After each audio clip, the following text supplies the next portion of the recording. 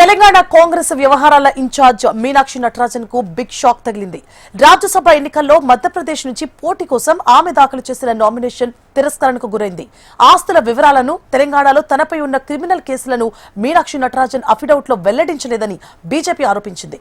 ఎన్నికల కమిషన్ కు బీజేపీ ఫిర్యాదు చేయడంతో ఆమె నామినేషన్ ను రిటర్నింగ్ అధికారి తిరస్కరించారు. దీంతో కాంగ్రెస్ పార్టీతో పాటు మీనాక్షి నటరాజన్ కు బిగ్ షాక్ తగిలినట్లయింది.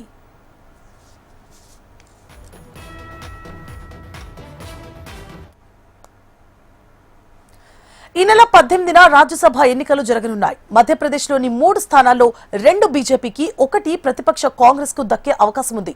అందుకే 3వ స్థానానికి సీనియర్ నేత మీనాక్షి నటరాజన్ ను కాంగ్రెస్ పోటీలో దింపింది. కానీ సంఖ్యా బలం లేనప్పటికీ బీజేపీ 3వ అభ్యర్థిని పోటీకి నిలపడంపై రాజకీయ వర్గాల్లో చర్చ జరుగుతోంది. 2 స్థానాలకు తరుణ్ చుగ్, రజనీష్ అగర్వాల్ పేర్లను బీజేపీ ప్రకటించింది. అయితే చివరి రోజున కేవత్ను నామినేషన్ సమర్పించారు.